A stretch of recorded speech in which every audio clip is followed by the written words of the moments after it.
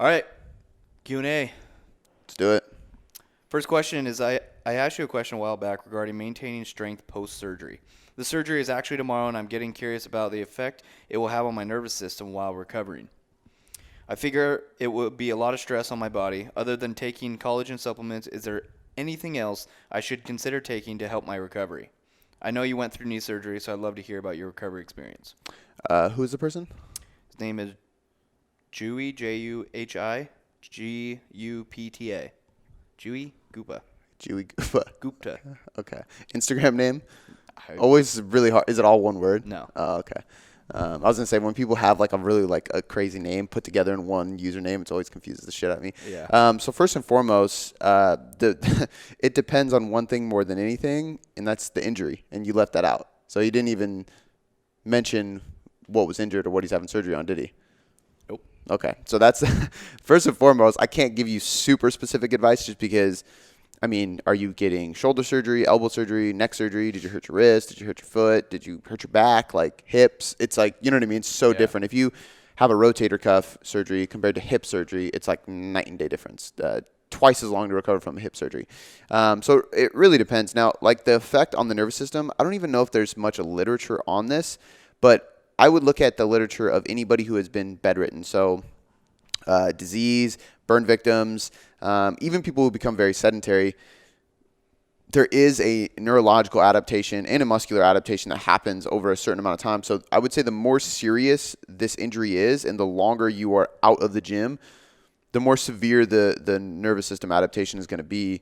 But I think it kind of depends on how you treat this too, or how you act while you're going through surgery. Because like with me, I think there was far less adaptation. Like obviously there was the muscular adaptation, the atrophy. My leg shrank because I wasn't using it. But while I was on crutches, I mean, I was moving consistently on crutches. Like every hour I would just get up and move around. I would still do like right leg pistol squats to the couch. I would still do upper body seated exercise like curls and presses and stuff like that. So I think one thing people forget is that if you are injured on your left arm, you can still use your legs. You can still use your right arm. And 35, I want to say it's 35, but it could be 30-something percent. Don't quote me.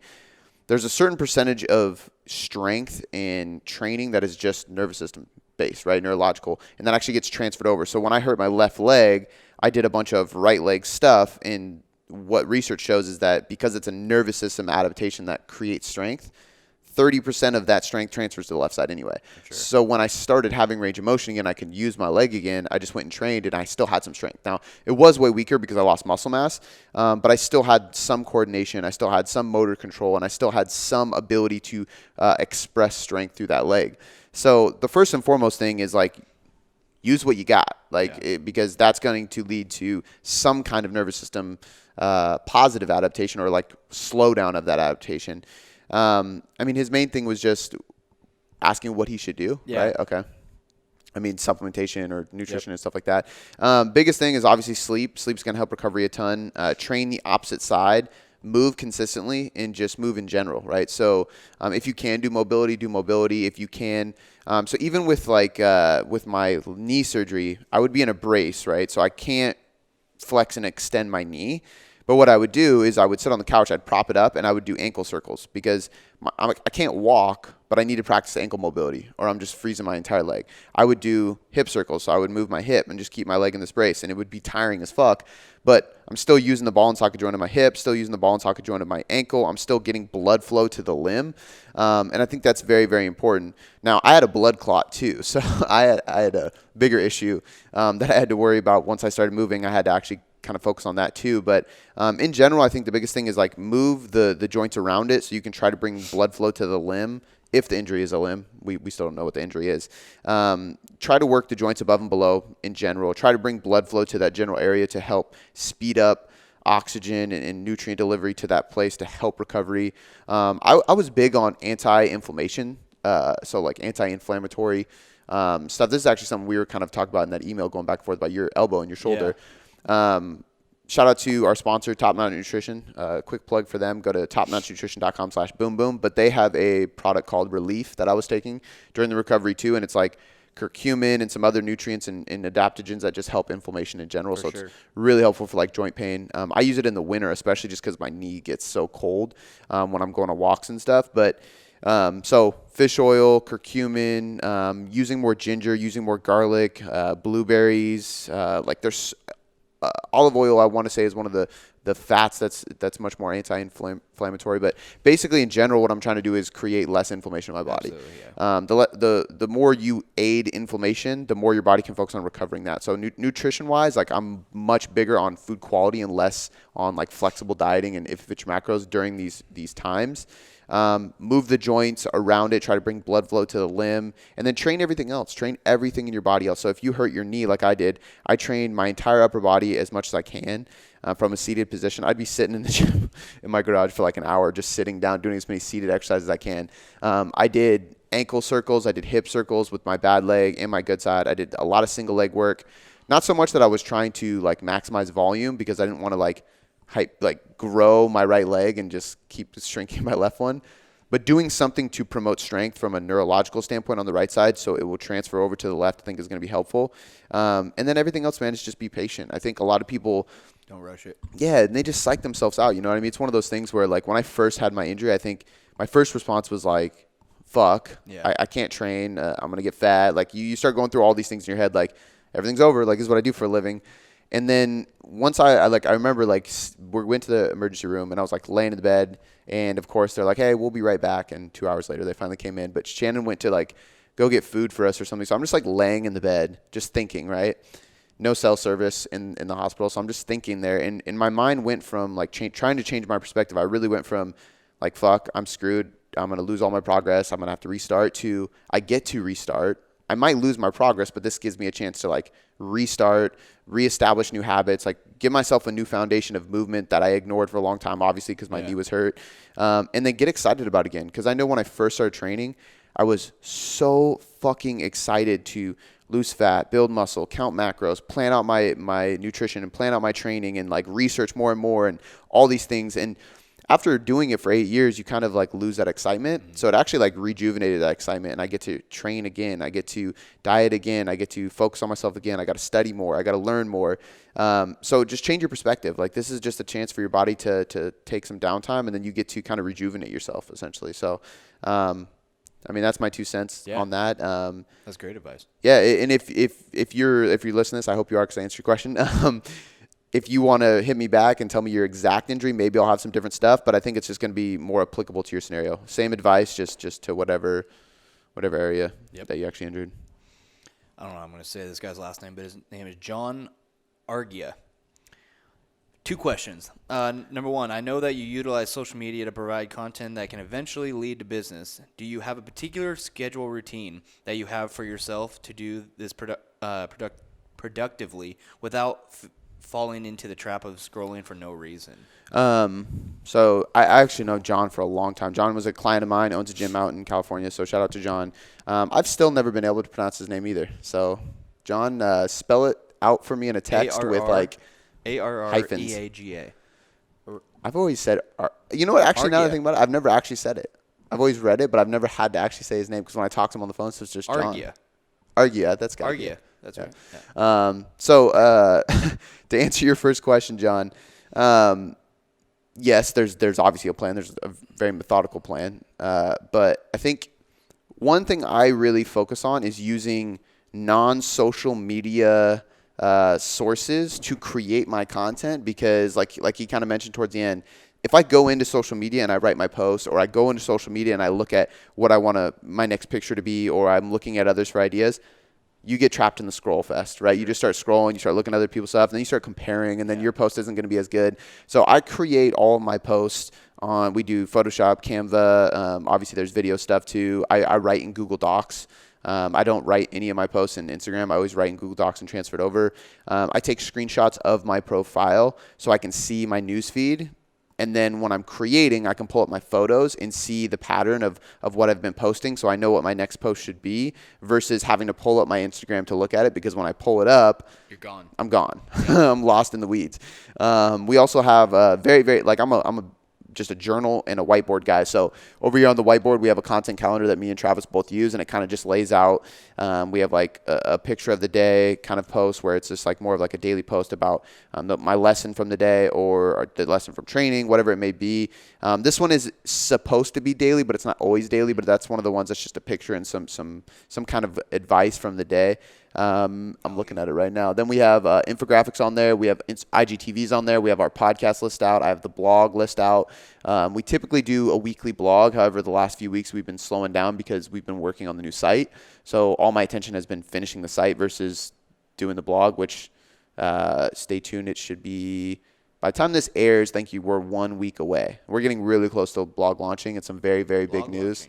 Or the new blog, the new website launching. Everything is completely changed. We have a big, exciting change and shift in the business. I'm going to start kind of hinting more and more and giving more details soon. But I'm really, really excited for this. I think it's going to be a massive thing. So that's all launching soon. So we've been kind of slowing down on the blog. But yeah, we have basically it's just Sunday, Monday, Tuesday, Wednesday, Thursday, Friday. I take Saturdays completely off of everything, so that's not even on the calendar. But we have that laid out so me and Travis can see it, and we know oh shit, Tuesday night, Instagram TV video needs to go out. So what is it going to be? When are we going to edit it? Then Travis has an update of when he can start working on it. I have an update of when I can start creating the caption for it. We also have a week in advance to look at it and say, shit, we got to film. Today we're filming some of those because we know we need them for next week. So we have those all laid out, and then we have the podcast laid out, and we know what those are going to be. And then I also have pages in my journal. I have a journal for content ideas, and I have different pages in there where one is a podcast page, one is a blog page, one is an Instagram page, and one is a video page. And what I do on these is basically just write out my ideas. So they're just literally full lists. That way, when I sit down and I have a block to write content, I'm like, okay, what do I need to create? This morning, I had a block for content at my house. I was doing it in the office, and it was for infographics. Mm-hmm. So I pulled out my journal, and I looked for ideas, and I literally created 6 to 7 infographics to be edited because I don't edit every little detail of them. I don't know how to work Photoshop to save my life, but I just write the content. I kind of create the idea. I almost want to post what it would look like before it gets edited because it looks so bad. But I have the idea right now, and I just sit there and I write the quotes out, I write everything out. So it's ready to get edited. Now I have them ahead of time. And then for a blog, I wrote part of the blog today. I'm writing a guide to reverse dieting. So it's kind of like reverse dieting 101. And I had that on my list, and it was just the next thing on the list. And I have a bunch checked off, and I just opened it, saw that, pulled up a bunch of different tabs of my resources and the studies I want to use in writing this, and then I just start writing. So it's kind of curating. I'm taking all this information and writing it out. But I think the big thing there is I have my list of ideas that come up based on what I see in client updates, what clients ask me, what followers ask me, what you guys ask me on the podcast, what I see other people doing on podcast, Instagram, YouTube. And I think it's a good idea that I might have a different way to spin it because I think a lot of people will see, oh, Cody did a reverse diet podcast, I'm not going to do one. Well, you're a different coach who does reverse dieting in a different way, who has a different audience and works with different type of clients. Yeah. So why shouldn't you do it? Yeah. You know what I mean? So I'm the type where I'm oh, they did that, I'm going to do the exact same thing in my own way. Yeah. Why not? For sure. So I just kind of I don't even think it's as methodical as people think. It's these handwritten lists and then a very specific content calendar on the whiteboard for me and Travis to see. And then inside my Google Calendar, I have these blocks of times where it's create Instagram content, write a blog, record a podcast. And it's the different pieces of content. Because a lot of people will just, and I see this with some of my mentor clients, it's a 3-hour block and it just says content. And then they sit down. All right. What do I do? What do I do? It's just blank. And for us, it's all right, sit down. What am I doing? And then even in film. Exactly. And then if you click, even in our Google Calendar, today we have film in the gym. And if you click it in the notes, it says I saw that, yeah. Exactly what we're filming. Yeah. So that way I walk into it because we've done this in the past. You remember this. It's all right, we're doing whiteboard videos today. And you set up everything. You're all right, dude, what are we filming? I'm I don't know. Let me think for a sec. And you're are you fucking kidding me? Which is funny because it still turns out good because I have a lot of things to say, but people would laugh because we'll get the whiteboard out and I'm just all right, let me stare at this whiteboard for a little bit. Any ideas? To see if something comes out. But now it's just kind of been refining that. So I think all of those things are really smart, and utilize Google Calendars, use your whiteboards, use your journal, use your Google Docs. I write my blogs, my programs, my newsletters. I write Instagram posts. I write everything in Google Docs because it's a way that you don't get notifications on Google Docs. Yeah. So like this morning, I put my Apple Watch on Do Not Disturb, and I clicked the timer for an hour. Put my phone on the desk, listen to my instrumental music, and I just fucking write. Mm-hmm. And it was just once the timer went off, I'm done. But I didn't have notifications going off, bugging me or anything like that. So yeah, man, I think that's how we organize it. We have a weekly calendar for both of us. I have a weekly calendar for me. Travis shares some of those calendar events on Google. I have a list of ideas that are kind of ongoing because as I get questions from clients, I just write things down. I even have a journal. This is crazy. I have a journal in my center console, and if I get an idea at a stoplight, I'll pull it out and I'll write in it. Shout out to Active Life RX. It's actually an Active Life RX journal. And I just pull it out and I just write content ideas because I know later on I'm gonna have that idea. Or like I'll have my phone near me in the gym. I get ideas all the time in the gym, and I'll pull out Evernote and I'll write them in there, and then I'll transfer it over to the list. So it's just about having these lists and then just fucking knocking down the list. You know what I mean? Executing. Yeah, I think a lot of people have great ideas, but they don't have a structured time block to where this is what they do, and it repeats. I don't know if you saw this, but I just wrote this morning, the priority list, because I was listening to I'm almost finished with it, the 7 Habits of Highly Effective People, and they have this like really cool like quadrant of like urgent, not urgent, priority, not a low priority, and it like scales of what you need to do first. And I think I fell victim to, and this is not anything to knock the people who have had me on their podcast or anything, but I fell victim to, if anybody ever asked me to be on the podcast, I say yes, and I put it as a priority. And I would like move my schedule to do whatever I could to do for other people. And I realized that, you know, our team grows, our clients grow, our followers grow more based on me providing value to our people first. So I had to create a priority list, and it says like personal clients come first, then the people in the elite membership, then my own content, and then after that is collaborations. So if I have everything in my ducks in a row this week, then I can do something. Otherwise, we schedule weeks in advance. Like I'm doing an in-staff for Brad's team at Key Nutrition, and we scheduled that weeks in advance because I looked at my schedule and I was like, let me add in all my podcasts, my content stuff, add everything I need to do for us first. All right, the next availability I have is here. And it's like, we'll book it, but it's weeks out. So I think like that last bit is just not being a yes man, which I've failed victim to many times in my life. Being able to say no and just prioritize yourself and what you need to do for your business, your coaching, your members above all else, and then do else. Yeah. Cool.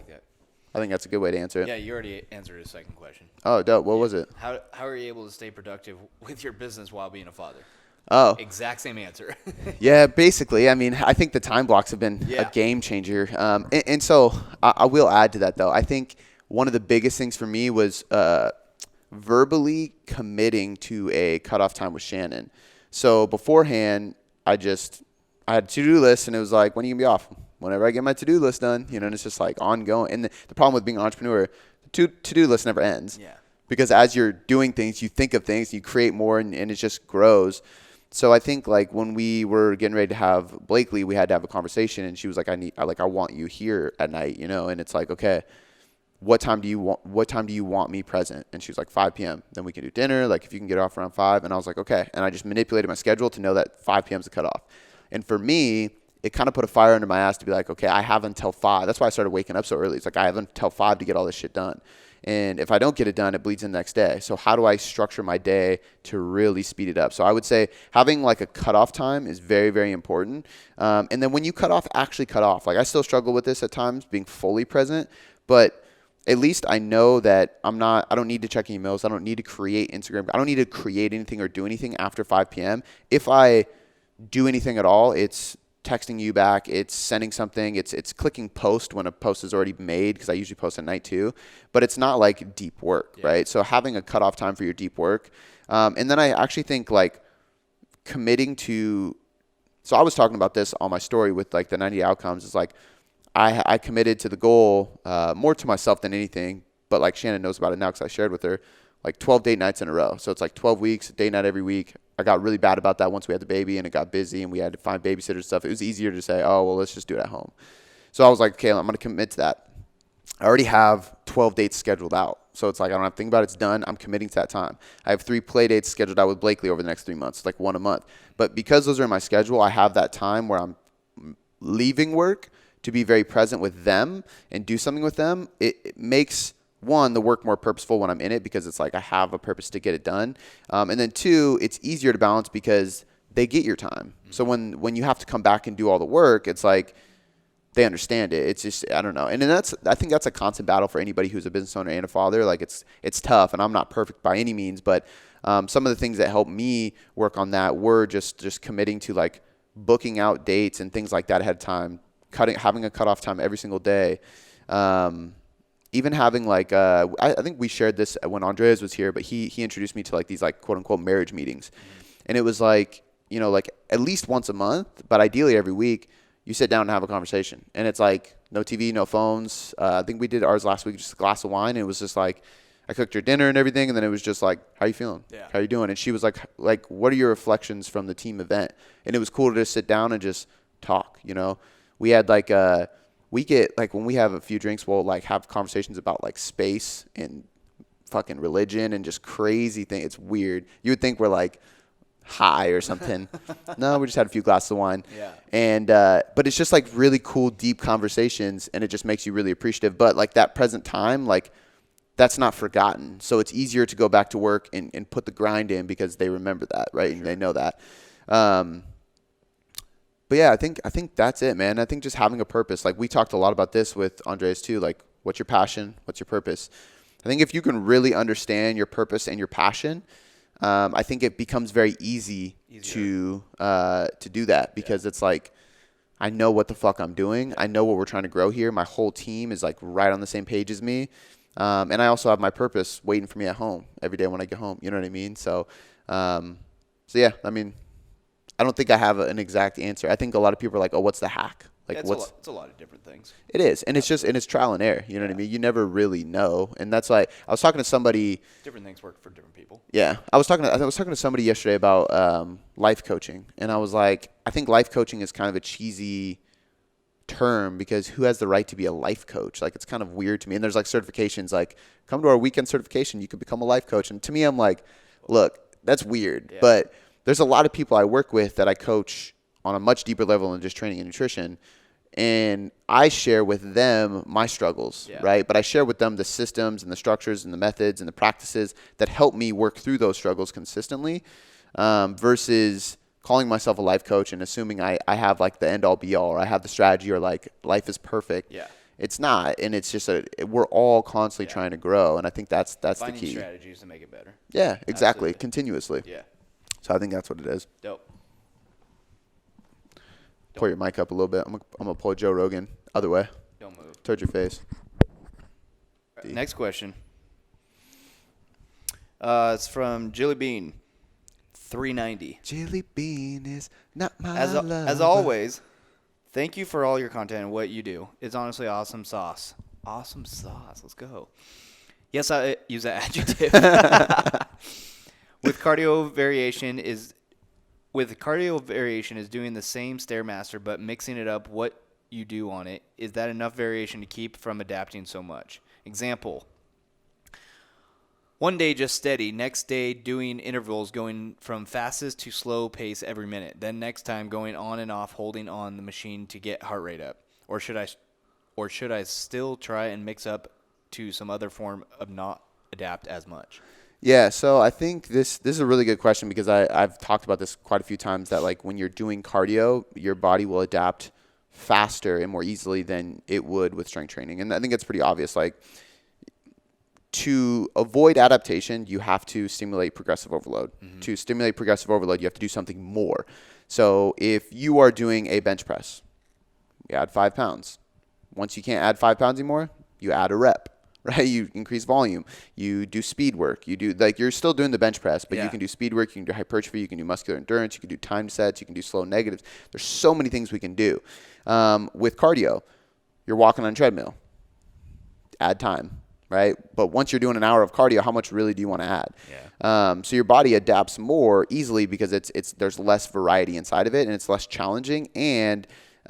You can only increase by duration or intensity, but we know intensity is going to burn you out. So what you're doing is you are creating enough variation, I would say, for a short-term fat loss strategy.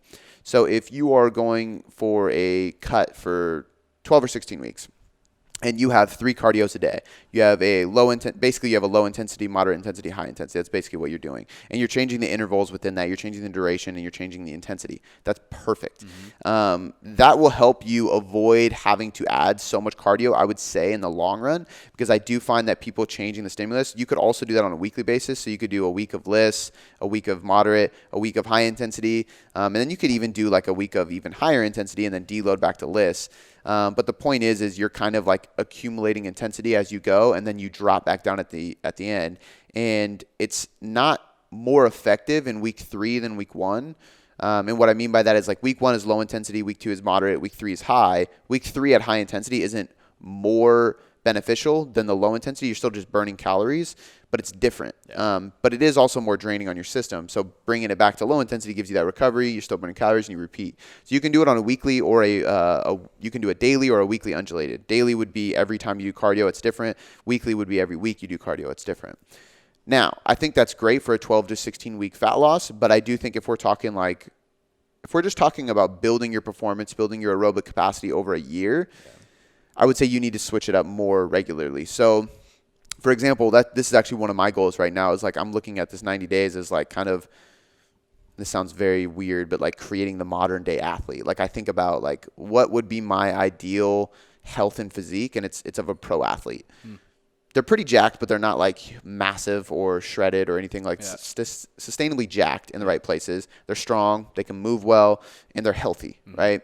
I would say the only caveat to healthy is like depending on how extreme the sport is, they probably have aches and pains, which I'm going to avoid. But the point with that is in order for me to accomplish that and to live longer and to improve all spectrums of health, I have to do more cardio, and it's more structured aerobic work because I'm not targeting fat loss. I'm not trying to lose weight. I'm just trying to improve my performance. So for me, it's almost different every single time, but it's different because I'm changing the duration, I'm changing the intensity, and I'm changing the modality. So some days I'm on the assault bike, some days I'm on the rower, some days I'm on the runner, which is like the curved treadmill. Some days I'm pushing the sled, some days I'm pulling the sled, and some days I'm not doing any of those, and I'm just doing like a sustainable, what's called mixed modal session. So I might do push-ups followed by carry, followed by burpees, followed by a TRX row, just like movements at like a sustainably slow pace with no breaks. So I do 20 minutes of that circuit nonstop, but I finish that circuit. This sounds weird, but I finished that circuit knowing I could have done 20 more minutes. So I'm at a 40-minute sustainable pace. I only do 20 minutes. And I'm purposely doing that to build my aerobic system without burning out. So it's much more structured, and there's a lot of variation. And I'm doing that 3 to 4 times a week, and it's cycling. And sometimes I do all of them. So I might do 400-meter run, 400-meter row, 400-meter assault bike. And it's like a 2-minute rest between each. And it's, again, finishing everything with a couple reps in the tank, so to speak. Like I'm not burning out. That's a ton of variation. And what I'm doing there is I'm stimulating and building my aerobic base without having to do more and more and more. Because technically, if I really wanted to build my aerobic base and I was saying just running, I would have to continually run more, because the goal would be, okay, I want to be able to run for 2 hours straight. Like that's a good sign of endurance and aerobic capacity. However, I don't got time to do that. Nobody does, right? Like some people do. If they want to run marathons, you kind of have to make time. But I don't want to run for 2 hours. But if I can build my body's ability to have a 2-hour pace, now I'm winning, right? So I could do 30 minutes at a 2-hour pace, and I could do that consistently so that I could run 2 hours straight if I wanted to, but I'm not going to. And you can even do the same thing with distance. So last weekend I did trail runs in my neighborhood, and I basically would do half a mile run, quarter mile walk, half a mile run, quarter mile walk, half a mile run, quarter mile walk, until I got accumulated a certain amount of miles. And it's cool in the trails because I would just like pop up in a random neighborhood and I'm like back into the woods. I don't know where I'm going. I actually had to walk home from deep because I was like, I'm fucking lost.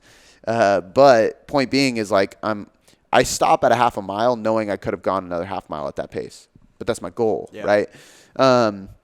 So I'm kind of going off on a tangent now, but I think you are, like, to answer your question with just like a quick yes or no, I think yes, you are creating enough stimulus from a fat loss perspective, in the sense, assuming that you have a timeline, right? Like 12 weeks, 16 weeks, 10 weeks, however long your fat loss is.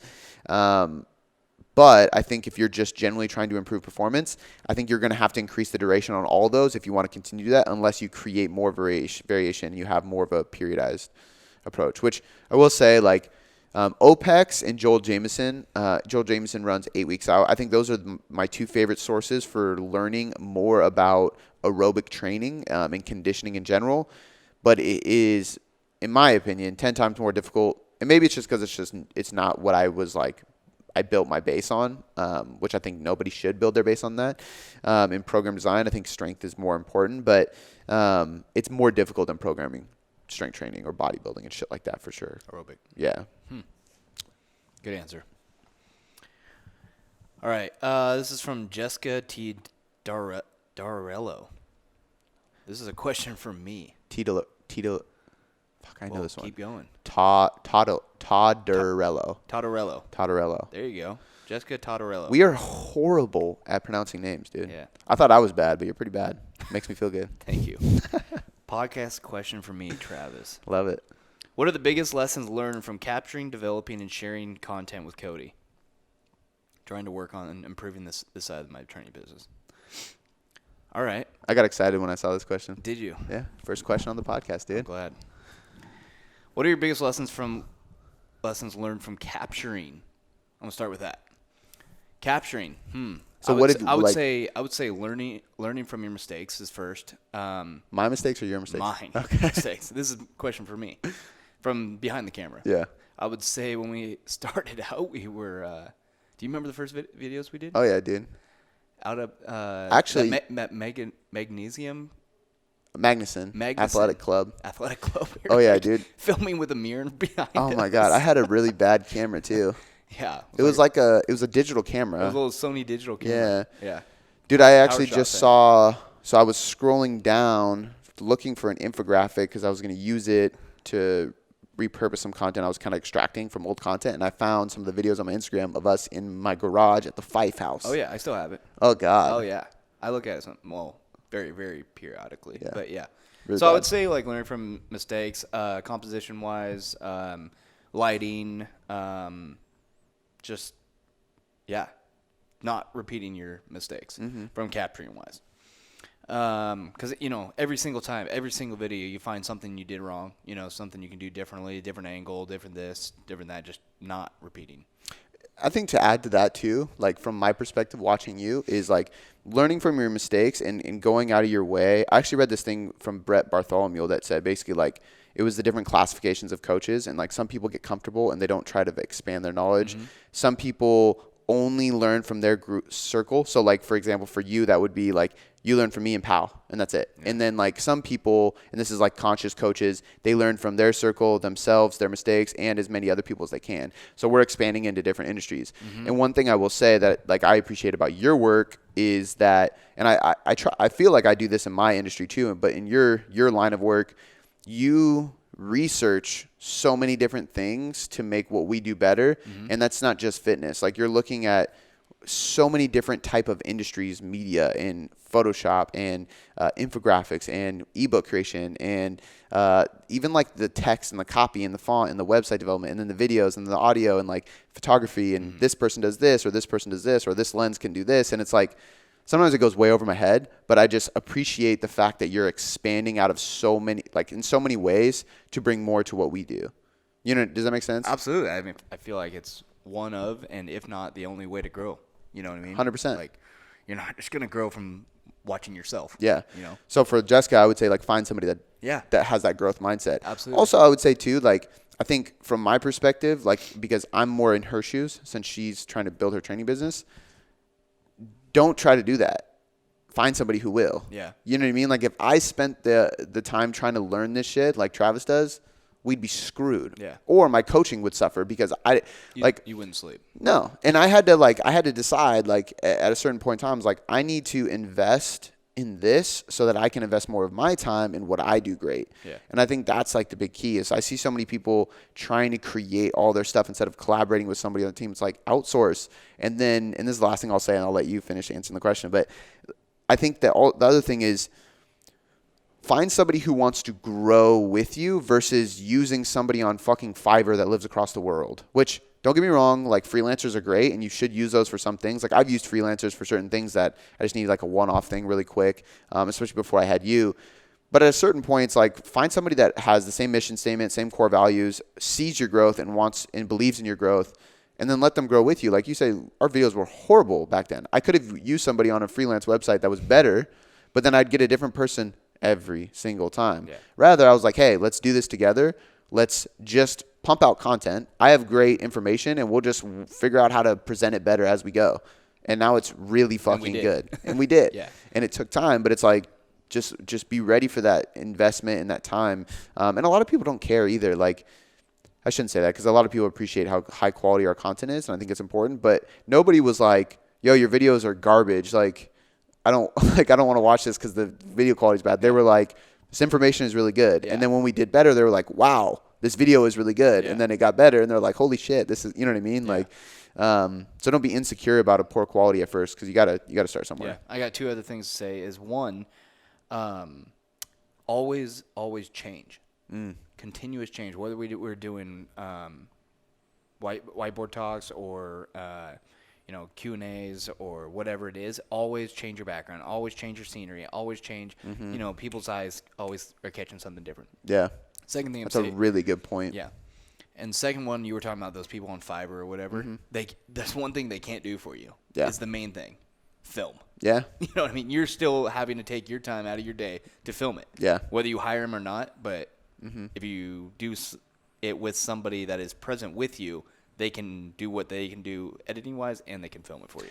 I think people forget how like you have to have a peculiar eye. That was that word that we were stuck on in the car. Yeah. Peculiar. I think like people. So like when we first started, it was kind of like, dude, I don't give a shit. Just put the camera on a tripod and just edit it. Like, I just want the information out. And then like you were like, well, stand over there. Like, let's change this, and then I'm gonna create this depth, and then we'll enhance. And then I was like, whoa, like that looks way cleaner. Yeah. Or like what we talked about. I can't remember who we learned this from, but like the attention span really is anywhere between 5 to 10 seconds. So every 7 seconds, either cut the clip or change the scenery or change the angle or do something, or like have like my voice needs to get really loud so you can hear me talking, and then I'll calm down a little bit. But no matter what, we have to have some kind of stimulus every 7 seconds because the human change. Yes, the human attention span changes. And obviously, I think that the first point you made, I first recognized that with Gary Vee because I was like, everything he does is always fucking different.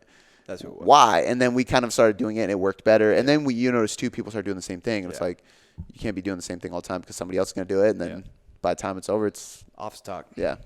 All right. So, second one was developing. We kind of, I'm not sure what you mean by I guess like editing. the editing process and stuff like What that. is your biggest lessons learned from developing and editing? Man, just learning. Like you said. Takes more time than you thought. Yeah. More time than I thought. Yeah, absolutely. I mean, I didn't really do a lot of editing before I started working with Cody, a little bit, but hadn't done it for several years before that. So, and not any like major projects. So, yeah, just sitting down and realizing how much time it takes. I mean, obviously you get faster and faster and more efficient, I would say, because you don't want to cut corners, but you just want to find ways to do things better. But I would say trying to find ways to do things more efficiently. Patience. Yeah. And like you said, researching, figuring out. That's another thing I research, is figuring out ways to do things more efficiently. There's literally videos and videos and videos. Obviously, we're not going to talk about my YouTube tab lineup. Yeah. This guy has like 27 tabs on his browser at all times. But yeah, my obsession of YouTube is just out of control. But it's a good thing, man. Yeah. I absolutely love it. I hate reading books and I hate watching TV. I YouTube the shit out of my life. YouTube the shit out of my life. Yeah. YouTube University, dude. Yeah. I love it. I mean that because I think nowadays you really can. Like, dude, Shannon's Audi ran out of gas or oil. And I fucking pulled off the highway, went to a gas station, grabbed oil, opened up the hood. There's no dipstick. Yeah. No dipstick. Yeah, there is. No. Her dad, who is the ultimate handyman, came over, and because he didn't believe me, no dipstick. So, point being, how the fuck do I put oil in this, and where do I put oil in it? Or check it. YouTube. Pulled up YouTube, fucking had to pull off this big cap, go underneath, still no dipstick, and then you have to fill and cross your fingers. Yeah. Horrible make. Thankfully, she doesn't have that car anymore. But YouTube. I pulled over and YouTube that shit. there's been plenty of times, like for me, YouTube's always comes in when it's around the house and Shannon's like, hey, can you do this? I'm like, yeah, I can do that. YouTube. Yeah. Because I'm not a handyman. Absolutely. But yeah, no, I think like just constantly, and it's cool because like I think it takes so much patience to do that, and you have to be kind of passionate about it because I think about like, dude, I could not watch those videos even if because I Doesn't interest you. It doesn't interest me. But I'll sit there and watch a video Can't watch on mitochondria and metabolic adaptation, Yeah. and you'd be like, dude, what are you fucking watching? Yeah. You know what I mean? Like, so have that passion, and if you don't have a passion for editing, be okay outsourcing it because somebody else does. And I was like, I love the idea of growing a team, man. It's like, why do it alone? Like, as soon as you can afford to outsource to anything that is off your like zone of genius or your superpower, Your one thing. Outsource. Yeah, this is my one thing. That's your one thing, and I think that's what makes this great. No, I think that's really good takeaways, man. I would say like the biggest two for me is like attention to detail and the patience with it. You know what I mean? And just collaboration in general, like that idea. But I think the attention to detail is what I learned the most from doing it with you because before it was just volume for me. So I was like, I don't even care. Just content, which I think was good because it gave me a lot of practice and it just put me in people's faces constantly. But you showed me how, if you do have attention to detail, how many little things you can tweak to make it better. And for me, I was like, dude, it doesn't matter if the information was good. But then if you think about it, it's like, well, if this is going to stimulate somebody's attention better, get people's eyes on it, make people watch it for longer, make them more interested, it's more aesthetically appealing so they click on it, they're actually going to get the information. Yeah. Versus it's shitty quality and great information, they're not even going to click on it to learn. Yeah. For sure. But yeah. The last part is biggest lessons learned on sharing your content. I don't really share his content a lot. I export it and give it to you, and you write the captions and stuff. But I mean, little things I've learned is like the algorithms, the times of post, the how to post them, attraction to the eye. Like that stuff matters. Yeah. I think like this is where kind of like bait and switch comes into play too. A lot of people like clickbait. I mean, you know what clickbait is, right? Like I think bait and switch is powerful because I think like if I can write something in a way that's not I'm not gonna lie, but like I absolutely am very particular about my subject lines in my emails, my titles of my podcast, the first line you see on the Instagram post, what you see in the picture of the Instagram post, because I want to get your attention. Yeah. Because the only way I can give you value is if I have your attention You're first. competing against a million people. So many people. And I think that's the big key is like, don't be afraid to do that bait and switch. Timing your posts do matter. Hashtags do matter. Frequency of posting and emails and consistency. All that shit really does matter. So it's not as simple as just like throwing shit out there. And everybody you follow that you're like, oh, this guy's super authentic. He doesn't care about that stuff. He just like he does. I promise you. Like behind the scenes, everybody who is killing it is very methodical about the process. And everybody who is killing it for the right reasons does it with the intention of helping people. And I think that's like the overarching thing is like we always have like in the back of our head, like how can we make this more and more valuable, more and more easy to see, read, watch, listen, and make sure that it's translatable to application. But sometimes you have to understand the algorithm and the methods, and you have to outsource, you have to schedule, you have to get structured. It's not a hobby, like I think that's where a lot of people fail too with content and even just training. It's like such a hobby to them. It's like, no, this is your job. This is my 9 to 5. Like this is my life. Yeah. Content is literally our 9 to 5. Like this is what we do. So I think you have to treat it that way. And yeah. For sure. Love that. I think we got time Thanks for one more question. Yeah, that was a good question too. One more question. Yep. All right. So Jennifer Johnston, Cody, do you have a podcast on physique competition prep? I just got thrown a client that is 18 weeks out from the physique show, and I'm totally new at this. I don't. Give me your knowledge. So this one's hard because it's pretty like broad. Yeah, it's pretty broad, and I could just say no, I don't. And the reason I don't. The so question we have. is, do you have a blog? We'll link these in the show notes. We have a few blogs that Caroline wrote based on her experiences with her prep. I've mentioned my prep so many times and like taken people through prep so many times, but I couldn't tell you Which episode. Yeah, because they're all Q&As. I should write a case study blog on Brandon. That was like my most recent physique competitor that won. He crushed it. I have Haley, our interns, actually. We're getting ready to start her prep.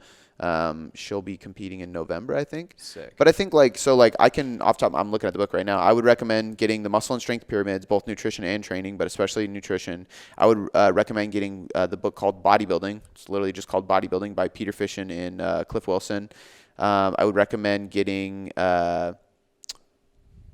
Those are the two most important ones. There is another one called Become Your Own Bodybuilding Coach, I think it's called.